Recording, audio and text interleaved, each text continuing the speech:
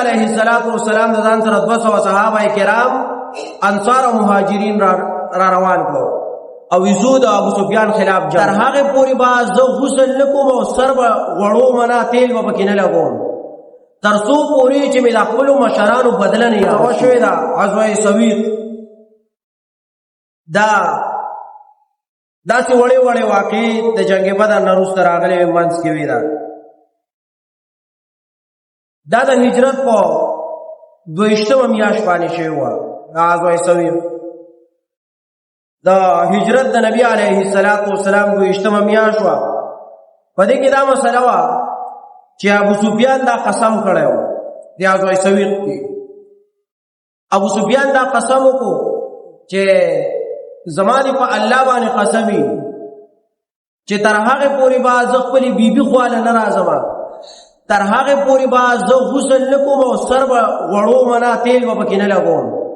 تر څو پوری چې مې د خپل مشرانو بدل نه یاغستو د مسلمانانو دا قسم وکړ په الله باندې. دا دې خلکو چې دا مشرکانو کافرو کو الله یې منو په الله به قسم کو په الله باندې قسم وکړو چې هغه پوری به زه کور ته ناراضم چې تر څو پوری مې د خپل مشرانو د بی عزت او د خپل مشرانو د مرګ بدل نه یاغسته او تر هغه پورې بسلام بم نه غسل ورکو. دې چراغه کې ناستو مکه کې د ابو سفیان چې سوچ وکړي چې دا قسم هم په خپل ولې نه ملاته تعالی وته د اوسې چلو کوم لگا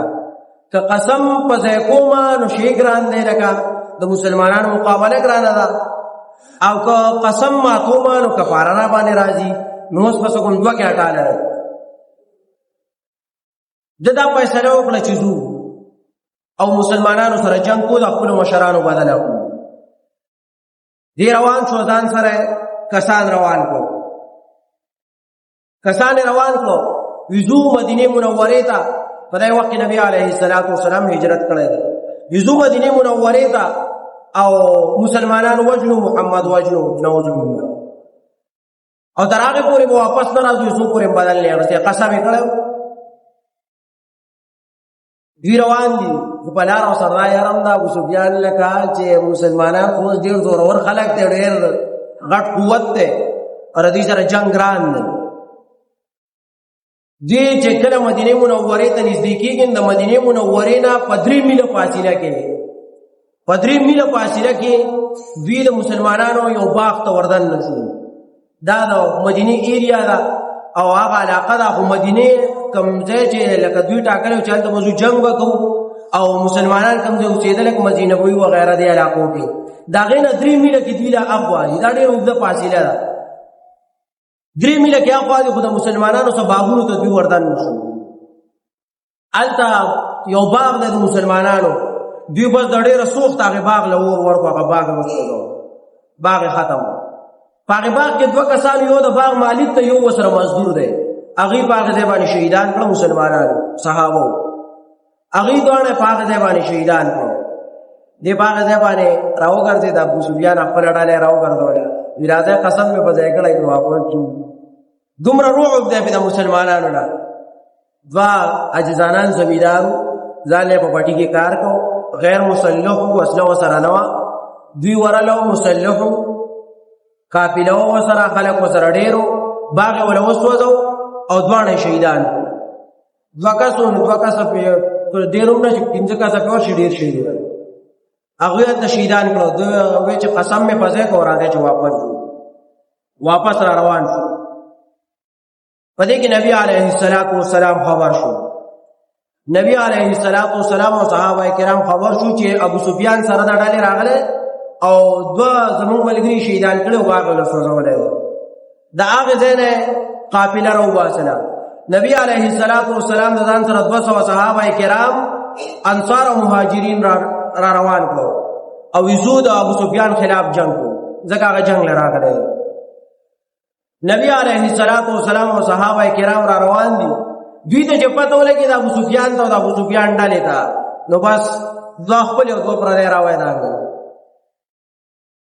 دوی د هغه ځای نه راوتښتېدل را روان دي واپس راځي را تښتي د عزوه سویق ځکه وایي چې دوی د ځان سره دا هغه وړي دا موږ ته چوري وایو ستوان یې ځان سره وړي وو. ستوان دې ته وایي که نه چې دا جوار وریته کې که نه یا نورې دانې وریتې کې هغه د ارشي هغه وریتې کې او هغه بیا وړه کې کې درېڼې کې او وړي شي په هغې کې بیا د هغې سره خواږه شامل شي لکه چیني یا غوړه او د هغې نه یو څیز جوړ شي نو هغې ته ستوان وي. لکه اوس چې مسلمانان یا څوک ملګري ځي په سفر باندې او یا لکه کېدای شي په لار کې بیا هوټل وغیره دا څه مخې نه راځي ځان سره چڼې اخلي. دې چڼې به ځان سره واړو نو هغې کې یو کمال دی چې سړی مړی سره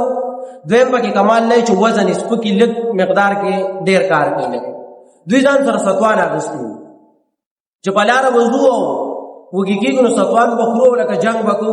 جیبونه یې ډک کړي وو ځان سره غوټې اخیستې وې خو دوی ته چې پته ولګېده چې مسلمانانو قافله راایستې ده او را روان دي جنګ دپاره نو دوی راودانګل واپس راودانګل نو دوی سره ستوان په تیلو کې غوټې تیارې کړې وې نو دوی هغې سره منډه نه شو والی بیا دا یې خوراک سره دا یې وسلې سره نو دوی چې وسله خو نه شو غورځولی خدای مکه که لکه راورسي راته نو بیا خو به خامخا لکه ګزار کوو نو دوی به د هغې ستوانو نه یو تیلی ورته ووله او روان ستوان نه به یو تیلی ورته ووله تله وه په 15 ورځې کې دوی علاقه خارج نه وتښتېدل په دې کې صحابه کرام راورسېدو چې نبی علیه السلام او صحابه کرامو وکتل نو دوی منډې والې وې تښتېدلي او د ستوان هغه تیلی غورځولې هغه صحابه کرامو راغونډې کړې ځان سره راواغستې او دوی د هغې ځای نه وتښتېدل نو دا عزوه راغلې ده دا عزوه سویق ده جنگ بدر نه وروسته د جنگ احد نه مخکې په دې منځ کې دا عزوه راغلې ده خو په دې کې هم جنگ نه دی شوی قافلې یو بل ته مخامخ شوي نه دي صرف ابو سفیان او د هغه ډله راغلې ده دو مسلمانان شهیدان کړي باغ یې له سوځولی واپس تښتېدلي دي مسلمانانو سره جنگ ته مخامخ شوي نه دي نو دا وړه عزوه راغلې ده د دې جنگ احد نه مخکې